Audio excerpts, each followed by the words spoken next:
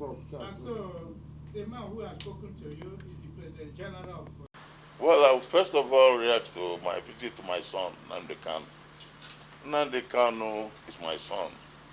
Today I'm the leader of Igbo people, and every Igbo child is my son. He is my son. He has been incarcerated for so many months. And I have reviewed the matter very critically. Many Igbos have reviewed the matter very critically. And we are of the opinion that Nnamdi Kanu doesn't deserve the type of punishment it's being given. Nnamdi Kanu, like all youths in Nigeria, expressed their unhappiness because they believe they lack opportunities. They believe there is discrimination. They believe that things are not the way they should go. They are not happy. So it's not only Nnamdi Kanu, and this is not the first time. Let's go back into history. And you see, we have been talking about the restructuring of this country. And I want to take this opportunity again to call Tinubu to take a serious look, an immediate look into the restructuring of this country.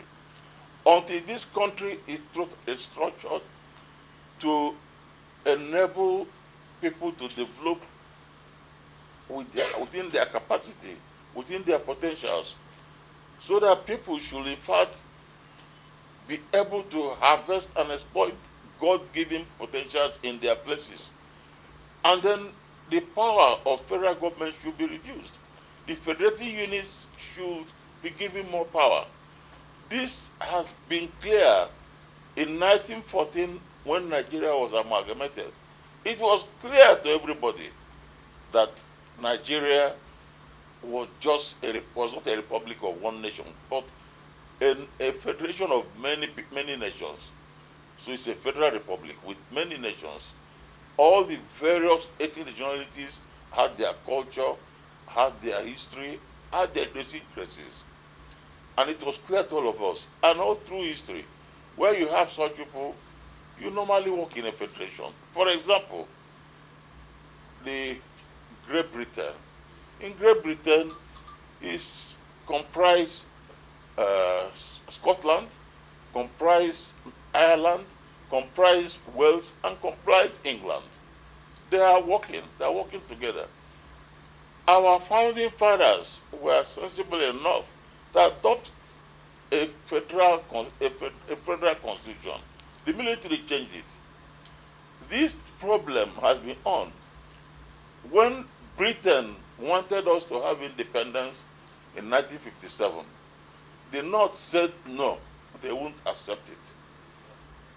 In fact, at that particular time, if Awolowo and Zik, who were leaders of this eastern, south, and southern Nigeria, had agreed, because there were three regions: northern region, western region, and eastern region. If any two of them had agreed, they wouldn't get independence in 1957. Well, we didn't. In fairness to Awolowo was very keen on it. But it was Zik who actually played the mediatory role and said we should carry the North along with us. That time, North was shouting, Araba, Araba. That means they wanted to secede. They said that they cannot. And then we had to have it by 1960. Even by 1960, we had a federal constitution which gave every region then, three regions, North, East, and West, level of autonomy. All these regions had their high commission in Britain. They operated. And in fact, at that time, Eastern Nigeria operated very well. We were described Eastern Nigeria as probably one of the fastest growing economies out of Sahara. Now, even before then, even after independence, we had other problems. We had Azigboro. Azigboro demanded for Niger Delta. Eventually, he succeeded, in fact. Eventually, Nigerians absorbed me into Nigerian army. In fact, he fought in Nigerian army. and I think he died fighting as a Nigerian soldier during the Civil War. Now, the Civil War, for example, was again due to restructuring. Ojukwu didn't want to break away from Nigeria. Igbos didn't want to break away. In Aburi, what Ojukwu discussed with Gowon was restructuring of Nigeria to make it easier for Igbos to live in the country. But when they all agreed, but when Gowon came to Nigeria, we were made to understand that Nigerians were advised not to accept it, because restructuring it means giving the rich oil area to eastern Nigeria, and they'll be very rich. So they repeated it. I still remember in Biafra, everybody had a vest. On Aburi we stand. On Aburi we stand. That on Aburi we stand didn't mean that we were seceding. It's that we want to be Nigerians. But with the restructured Nigeria, eventually that failed, and it led to civil war, where we in Igbo land lost over 3 million people. Sorry, sir, may I cut in? Yes. I'm coming, I'm rounding up. Okay. I'm rounding up, listen. I'm telling you the background. Now, the point about it is, I'm only telling you why anybody, today, the Yorubas are asking for secession. Today, you have they're asking for the Oduduwa. And of course, they have infrastructure very well developed. Even the Jaws are asking for it. Even the Middle Belt. So the point about it, the only solution is not only the Igbos. People think it's only Igbos. The only solution to this is restructuring. I think it has to be done quickly.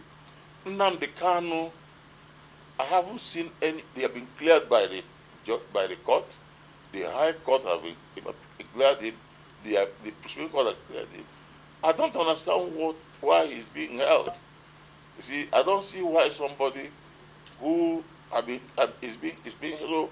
We are appealing to the government, because today is no more a judicial issue. It's a political issue. We in Igbo land, and I'm speaking for Igbos, we believe that this matter is not political. We don't want people to talk about going through the court process. Court process can last the next 5 years. That means our son will be in prison for 5 years or so.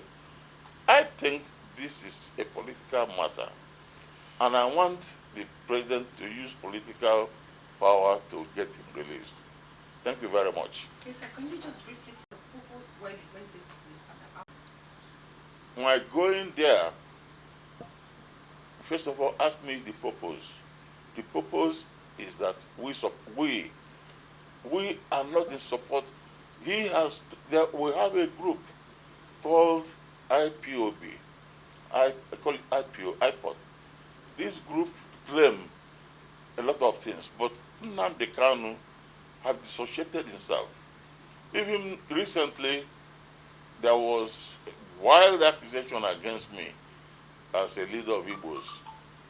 IPOB is the only group that wrote against me. Nnamdi Kanu is not with them. And you see, we have got in the East today people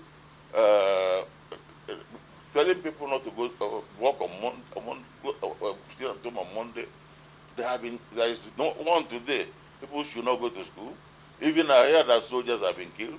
The truth about it, I discussed with Nnamdi Kanu. He is very sad and very bitter about it. And Igbos are not happy. And he has said it. Nnamdi Kanu sometime last year said it, that he is not part of these people who are forcing Igbos to sit at home. Did he say it today? He said it to me again. Today? Yes, he said it to me. That is not part of it. He said it to me, and he said it to me today, that he is not part of this question of people going to stop people from taking exam. Igbos value education. Two things that have made Igbos develop: one is education, the other one is business enterprise. We don't joke with these two things. there is hardly any Igbo family that joke with education. If anybody come and tell an Igbo person, I hear today they are doing mathematics, and then Igbos are being stopped. I even hear that some military people are killed. These are criminal acts, very criminal. Nnamdi Kanu doesn't support any of this, and that is why you will see that Igbos are concerned about him. If he supports all this, Igbos are not going to be concerned. I'm not going to support him, because Igbos are not going to support somebody who will go and start ordering the killing of soldiers. They behave soldiers, they burn them, they behave policemen and burn them. These are criminals. And most of them were people who were actually released from prisons.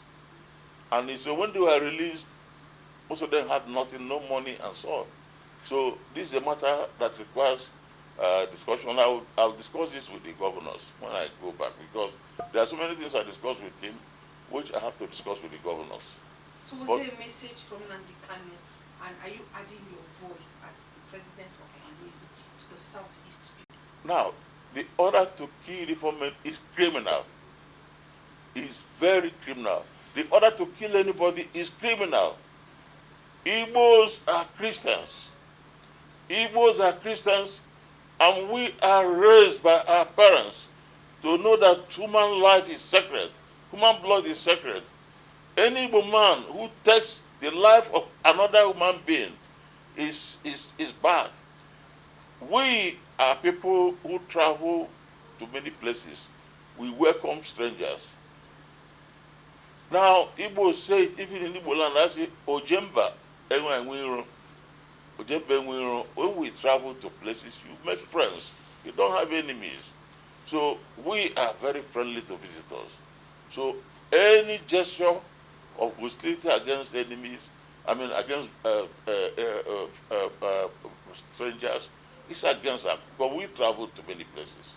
So the truth about it is, one, Nnamdi Kanu is not in support. Nnamdi Kanu is not in support of this question of law that people should go. People should start on today. He's not about it. I'm sad, very sad, that in Igbo land, where I am now presiding as a leader, that some people can come and kill I hear 2 soldiers have been killed somewhere. These are people who are carrying the banner of Nigeria. These are people who have brought out their life for us. And it is very sad. We regard it as a criminal matter. Igbos are not happy about it, and we are very sad about it. Nnamdi Kanu is not happy about it. And in fact, this is the more reason why we plead that our President Tinubu should take political action to release him. Because if he is released, nobody will now have any excuse whatsoever. We will now know who is a criminal and who is not a criminal. So that is the point.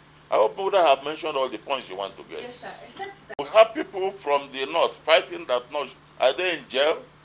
People have fought Araba. Are they in jail? We have people in Ijo fighting for it. Are they in jail? Why is it that the Igbo person? The truth is this. Nnamdi Kanu, that's a constitutional process. When a young man says he's liberating, you see, what Nnamdi Kanu is reacting, is responding to the very serious discrimination against Igbos.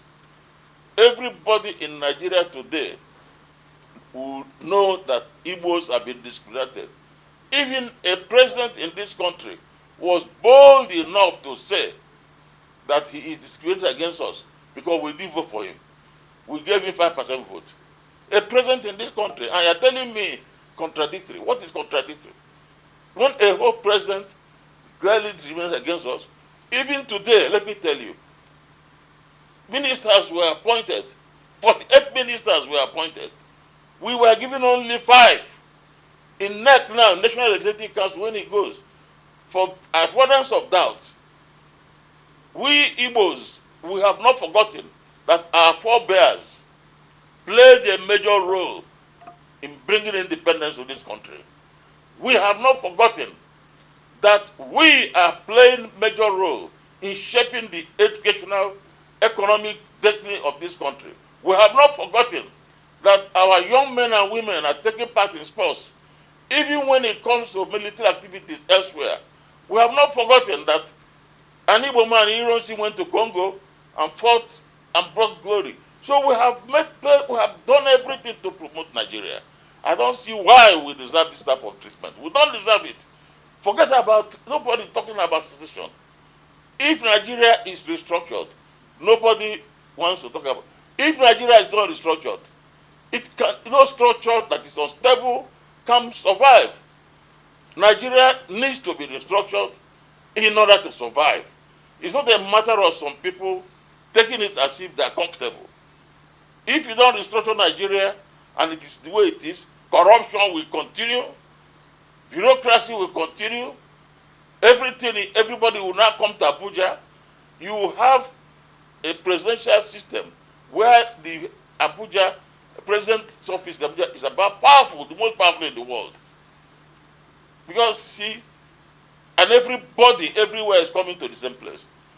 You see, nobody is talking about most Igbo leaders, but it's a young boy, like his friends in other places, they're talking about secession. So I want you to remove your mind about contradiction. That is no contradiction. The point is, Yorubas, through young people there have said it. Igbos have said it. The Jaws have said it. Even the Northerners have said it. So everybody says something is wrong. And if something is wrong, do we now say, you want to tell me here it is good? Thank you.